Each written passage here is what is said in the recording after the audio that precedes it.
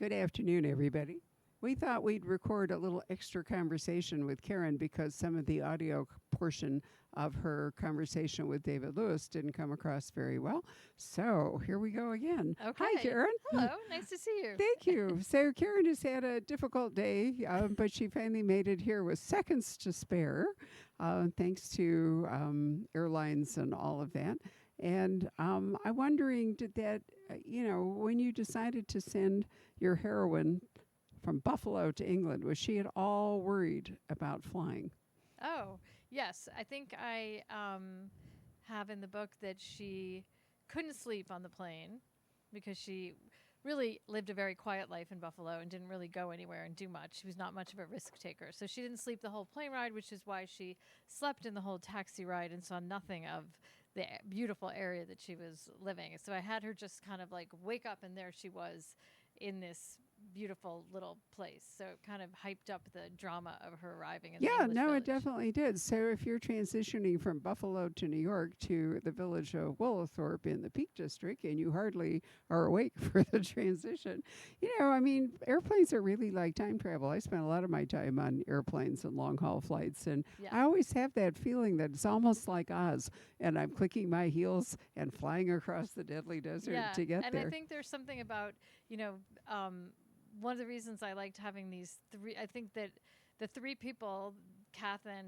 Wyatt and Amity, that share a cottage, they become friends very quickly, kind of in that way you do when you're disoriented and you find yourself abroad or just away from home, that they show up there with no baggage, nobody has any preconceptions about each other, and they're sort of themselves even more so. Like they're just very open with each other right from the start.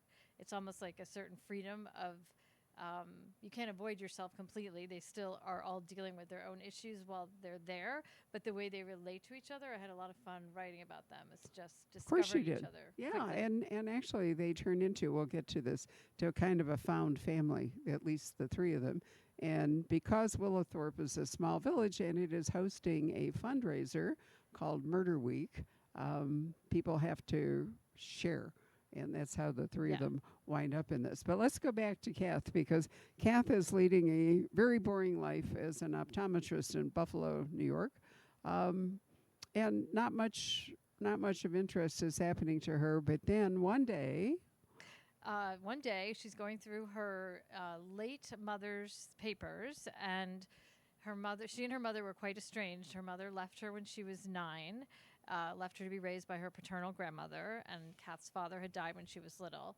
And the mother flitted in and out of Kath's life. She was never reliable. She was always chasing a new passion, a new man, moving around a lot. And Kath's MO was just to be not like her mother in every way. But she discovers that her mother paid for 2 non-refundable tickets to go to England for a week to participate in this solve a fake English village murder yeah, mystery. So Kath can't get a refund for her half of it, and that's what gets her out of Buffalo and on a plane to England. right, it's a wonderful pretext. I'm going to pop over for a second and turn off the cooler because I think Okay. it's making. Sorry, Pat, we forgot the cooler. There we go. Today is the sound challenge day. So the mother is described in there is an archetype sort of, but called the bolter, a person who um, doesn't necessarily formally end a marriage or formally end this or that, but just like bolts.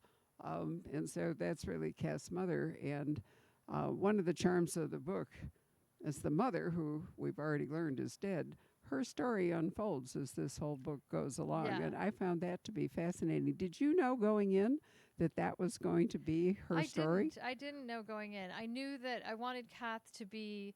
I knew she would find out something about her mother, and her mother was very much a romantic, and that's part of why Kath was not. She's living this very narrow life because she doesn't really believe in chasing after things because her mother did that and it was so hurtful to her. So she wants to be nothing like her mother. So I knew the mother's story would be something in it, but the first draft of the novel actually was focused more on the fake murder mystery. And I gave the draft to my agent, and he said, but I think the Kath story has to be the heart of the novel because it's real. And so then I developed the story further, and just kind of played out more. So it became a story for Kath finding things out about her mother, made her realize that the way she was living was based on an understanding of her mother that wasn't even true, that her interpretation of her mother led her to live a certain way, and what she learns in England really shakes her up and gives her a new narrative. And that's something I'm always interested in, that we often live according to some idea we have about what our role in the family is, whether we're the smart one and someone else is the sporty one. Ideas that we get from our family or just from our experiences growing up, and we sort of internalize this sense of who we're supposed to be. But sometimes those stories are just not correct. We just believe they are. So that was what became interesting to me in Kath's story. So the book has this very silly playing with the tropes of the English village murder mysteries and having fun with the village characters, but then it's sort of each character in it, Kath and her cottage mates are kind of discovering something about themselves as well. So Karen has already confessed to an addiction to BritBox and possibly Acorn, an Yes. addiction which I share. And so, we're both well steeped in kind of the tropes of English mystery, whether it's the village mystery or whether it's the police procedural or whatever. But in order to write, I think for you to write a credible book, what you needed to do was send Americans to England so that your point of view would really be your own point of view. Yeah. And you're not therefore trying to write an English mystery. You're Yeah, I don't trying think to I write could. Yes. three Americans in England, which Yeah. is a different kettle of fish entirely. Yeah, definitely. And that was fun. And it was fun for me. There were things that this was inspired by a trip I took to the English countryside with my sister. And there were things that we kept finding out that, things that we were told, like, oh, this inn is where Jane Austen worked on Pride and Prejudice. And so we were excited to go to that inn. And I was very excited to be somewhere where had Jane Austen been, until I read in the history of the inn that it was a complete fabrication by like a guidebook written in the 1880s, and there were several things like that. So we became very suspicious when we saw in on the website or in a guidebook something that said is said to have been, like, Jane Eyre is said to have been inspired by this castle to make it Netherfield Hall or whatever. And so all of those things became really fun to play with in the book, like the things that the Americans want to believe about England.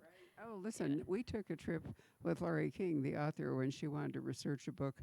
We were in Romania to do a river trip, and so we agreed to go up into the Carpathians to Dracula's castle because Laurie wanted to write about that. And the whole thing is completely fake. Yeah, I mean, it's crazy. Now I'm suspicious of everything. Right. And so, but to a great degree, tourism has really powered this kind of thing because it is a way to make money by creating, these kind of associations that are not credible. If you know anything about Jane Austen, she didn't really travel much, and she certainly didn't go to the Peak District. No, never. It was more credible about the Brontes being up there. And you're actually, your village is somewhere near Bakewell, which I have spent time in which Bakewell is famous for something called the Bakewell tart. But it's a very picturesque, lovely part of England. And the Peak District and the Lake District are probably more, nature is wilder, maybe. It's certainly a place where people go not to do the kind of fancy stuff. It's where they go to walk. Yeah, exactly. Yeah, I didn't even know until I got there. I didn't know. I mean, most people probably know this, but that there are just there are thousands of miles of walking paths and bridle paths throughout the English countryside. So we walked everywhere. Somebody asked me recently in an interview, like, what is the metaphorical meaning that your characters were always walking all the time? And I was like, well, that's sort of what you do there. I don't think it's a metaphor unless you want it to be. So they're walking to see a medieval home, or they're walking to see the Devonshire and those rights of ways actually go through private property. Yeah. I mean, they're centuries old. And one of the reasons some of the roads in England are so horrendous they follow is they follow those old walking paths. And so some of the, I think it's the B-level roads, which is like, or the country lanes. But anyway, if you're looking at a map of England, the yellow roads, the B roads are off the ones that kind of, and the houses are built like right up to the edge of the Yeah. road because it was, like the horse track Yeah, or the and walking it's track. funny because and I had my character talk about this. Like, it felt very un-American to be walking on a path across somebody's property. Yeah. You think if you're American, someone is going to come out and say, "Get off my property." But in England, like, people have the legal right to pass through on these public paths, and they even have the right to stop and admire the view.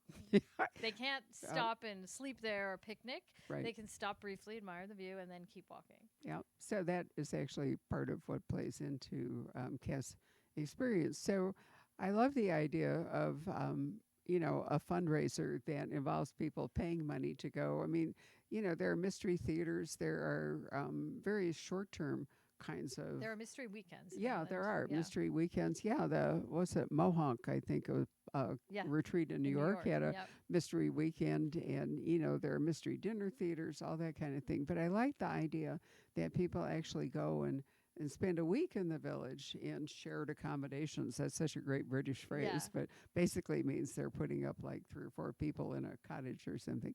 But the great news about that is you've got 2 extra characters. So tell us a little bit about them because they're wonderful. You mean The 2 other people in the cottage with Kath. Oh, right. Okay. So, because Kath can't get a refund because she's not deceased like her mother is, she goes and they say you can have, instead of a private cottage, you can share. So she's 34 and single, and she's sharing with Wyatt, who is 40, and he's married to a man who owns a birding store in New Jersey. And Wyatt can't stand birds, and he works there, he says, as comic relief, which means he basically just binge watches mystery shows on his phone. And his husband has sent him off on this trip, and Wyatt thinks because his husband is sick of him. And then the other cottage mate is Amity Clark, who is a 50-year-old recently divorced romance writer from California. And since her husband left her, she's been having a hard time putting happy endings in her stories. So they're very different.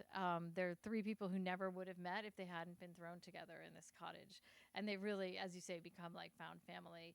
And Kath's is the main story in the book, but Wyatt and Amity also are going through things that by the end of the week, they've gotten to a different place emotionally as well. Right. And then we have villagers, a couple of whom are kind of, standard English village fare, Yeah. but there's some that are not. So it's a really lovely mix. When you started out, because you did not start to write a mystery, this book No, I did didn't. not. What the hard part was creating the mystery plot for you, the scaffolding of the plot. That wasn't that hard. I mean, it was hard initially because I thought, how do I write a mystery? I don't know how to write a mystery. And I started reading a lot of Golden Age detective novels. I was reading Agatha Christie and Dorothy Sayers. But it's very hard to learn how to do something by reading someone who does it well. Right? When you read a really good book, you're like, I don't know how they did that. So I switched to television, which made it a lot easier. So I started watching a lot of episodes of the early episodes of Midsummer Murders. These are very formulaic. And they're short, so you can see exactly how they're put together, and especially you watch a few of them. So that was kind of like my mystery writing 101 course, and I realized, okay, I have to pick somebody who has maybe 5 or 6 people that have a motive to want them dead. And I thought, who in a village would, know somebody who would know secrets and maybe have a lot of people that know them, have an axe to grind. So I chose a hairdresser, which is not a spoiler because I'm not saying who did it. But and then I really just I got to the point where I said I just have to do it. I'll just try the hairdresser and see if it works.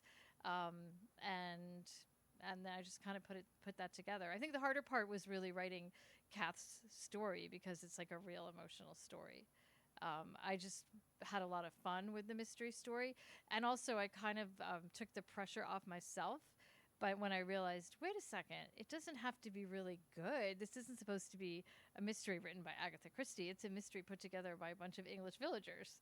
And they wanted to have a famous local author, but they didn't. They wanted to have a famous author help them, but they didn't have enough money. So they just got a local author who is not really a very good mystery writer to help them.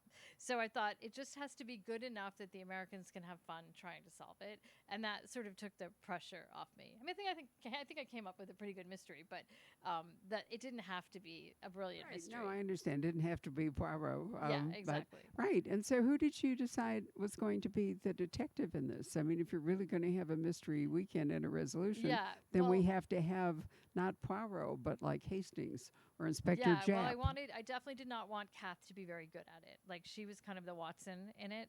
You know, she was going because her mother bought this trip. She wasn't sure why she was going.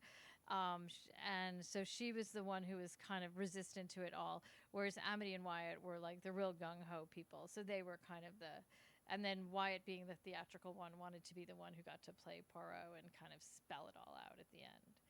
So they were sort of, and then there's some other Americans in it because they're competing with different Americans. So you get little glimpses of them, which I just had fun making these I can characters. tell that you had fun because it's a really fun book to read. So this is our June 1st mystery subscription club pick.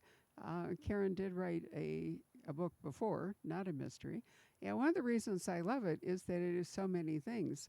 It's kind of a classic mystery. It's a sort of late coming of age story. It's a found family story. It's a Romance. yeah, and there's a which we haven't touched on, and which I think you should find out for yourselves. But it's all those different things. Now, what is it you're going to do for an encore? Well, I think I'm going to write another one that continues with one of the three characters. So they've all changed a little bit, and so I'm working on another story that's from Amity's perspective. Are you going to send them back to the States? No. Oh, yes. Yeah. It takes place in California, where Amity's from. So, And Wyatt may travel there. There's a reason that he might go. Kath probably won't. So she'll go into background because she got her own book, right. and Amity comes into the foreground with Wyatt as well. I see. So well, that's I the mean, plan anyway. Okay. But it could all change. It could change, right. So Karen is this sort of writer who, kind of develops it as she goes. And I think that's one reason this book is so charming is that it isn't a book by the numbers. It isn't any particular genre. It's just a wonderful combination of things. So I really loved it, and I think that you all will too. And we do have, not a lot, but we do have a few signed copies left for you. Thanks very much for joining us. Thanks. Thank you, Karen.